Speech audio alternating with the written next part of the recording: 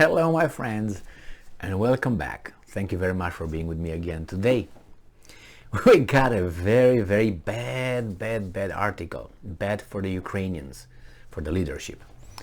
And I'm suspecting that the Ukrainians don't like United Nations anymore.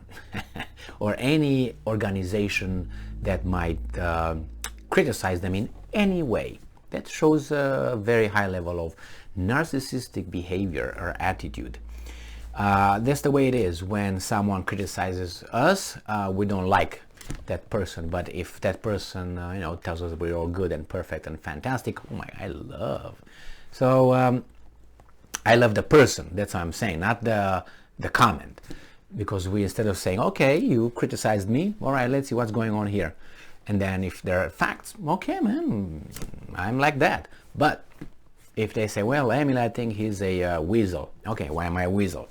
Says, okay, well, I'm a weasel. But no, I say, oh, I'm a weasel. No, I don't like him anymore. I don't like him.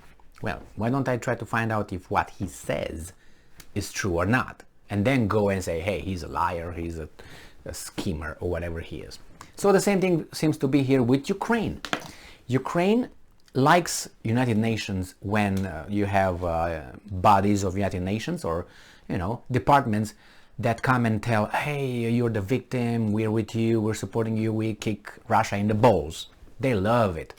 But when you have someone, anybody, saying anything remotely close to, I don't think you're really that of a victim, oh my God, that's bad, Hitler right there, supports the other Hitler. So this article comes from Ukrainska Pravda. And it is from today, August 4th. President's office responds to Amnesty International claim that the armed forces of Ukraine are endangering civilians. When I read the title, I said, oh, I think it's because, as the Russians said, and what I also think, because all the war, most of the war occurs in cities, the Ukrainians' army is within the cities defending the civilians in the city, not outside of the city. The Russians target them, so the Ukrainians can claim, see, they're targeting civilians. Well, where are you, military, next to a civilian? What are the Russians supposed to do? Shoot like that? And then the Russians said, well, these guys are, there were some articles before, they keep their ammunition and the command centers in various public or residential area. And the Ukrainians said, well, they're Russian lies. I said, well, I don't know if that's true or not, but let's go over that and find out now what Amnesty International, which I don't know if it's a Russian company or it's a what. Let's go and check it out and see. If Amnesty International would have said that the Russians are targeting civilians, the presidential office of Ukraine would be yes. And we're going to give them a medal for... Okay, the human rights organization, Amnesty International, has claimed that the Ukrainian forces which are holding back the Russians invader are endangering the civilian population by establishing bases and storing weapons in schools and hospitals. So is that why the Russians destroy schools and hospitals now? Or maybe the Amnesty International works for Putin, and Putin with his money is able to outbid the other guys with much more money. So let's see.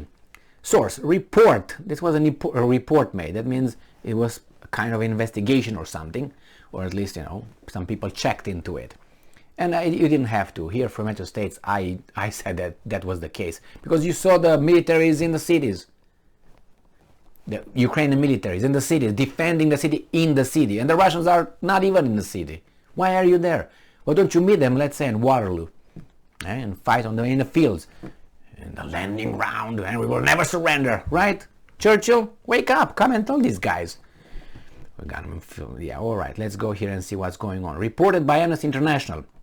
Report by Amnesty International. Mikhailo Podolyak, advisor to the head of the president's office on Twitter.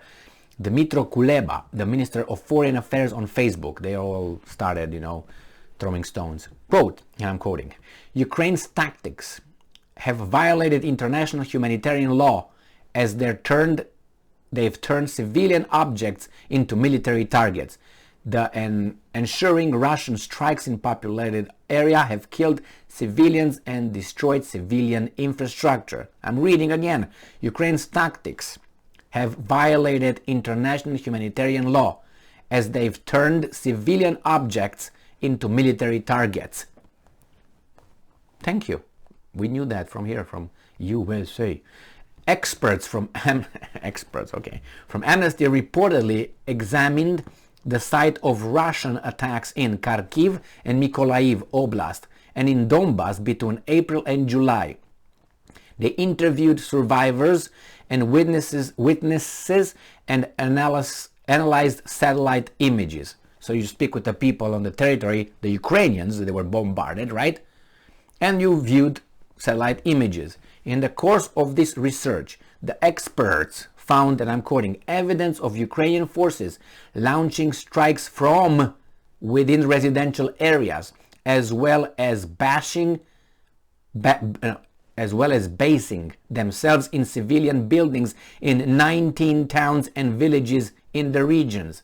End quote. Now you can say, well, when we retreat, we do that. But according to Amnesty International report, and I'm quoting, most residential areas where soldiers located themselves were miles away from front lines, and viable alternatives were available that would not have endangered civilians, such as military bases, densely wooded areas, or other structures further from residential areas. No, they did it because they knew how to do that.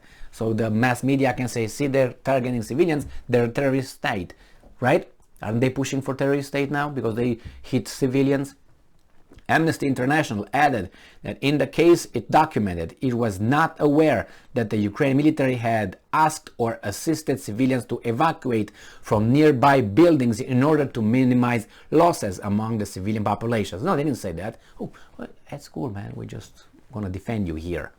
22 out of 29 schools visited in Donbas and Mykolaiv Oblast, Amnesty researchers found either Ukrainian soldiers using the premises or Ukrainian military equipment and weapons. 22 out of 29. So that's what? 60%. About more than 60%. Quote from Andres Calamard, Amnesty International Secretary General, and I'm quoting, being in a defensive position does not exempt the Ukrainian military from respecting international humanitarian law. Militaries should never use hospitals to engage in warfare and should only use schools or civilian homes as the last resort where there are no viable alternatives. So they could have defended in other areas, but they choose to locate themselves in those areas so they can't be hit. Details. Amnesty added that the Ukrainian military's practice of locating military objectives within populated area does not in any way justify indiscriminate Russian attacks. If they're indiscriminate, that's indiscriminate. The office of the president had Ukrainian president, right? President of Ukraine, has responded that the only threat to Ukrainians is the Russian army, and Amnesty International's claims are nothing less than participation in Russia's defamation campaign against Ukraine. Blah, blah, blah. Where is your counter-argument? Did you provide any? No. No. It's just, you are a racist. You are xeno this. You are xeno that. You are homo that. You are not that. You're a hater. Wait, why don't we discuss with our arguments? Bring your evidence, I bring my evidence, put them on the table and see what comes out. No. You're a bad guy. You need not to speak from now on. So this is why I'm making the videos, for those kind of people, right here. Where is the evidence? Where is the evidence that is not so? Counter evidence.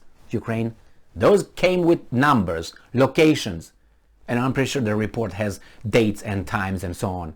Where is yours? Yours is Amnesty International's claims are nothing less than participation in Russian defamation campaign against Ukraine. Now, as a logical person, who's the idiot here? But anyway, quote from Podolyak, today Russia is making maximum efforts to discredit the armed forces of Ukraine in the eyes of Western societies and disrupt weapons supplies using its entire network of influence agents. It is a shame that an organization, so we're just blaming them. Now we have Podolyak also added that the only thing that poses a threat to Ukrainians is the Russian army of executioners and rapists. They came to Ukraine to commit genocide. That's it. That's it. Man. Kuleba, for his part, said he is outraged by amnesty claim and considers it unfair. Well, evidence is not unfair. Evidence is evidence. Unfair is the interpretation, you can say.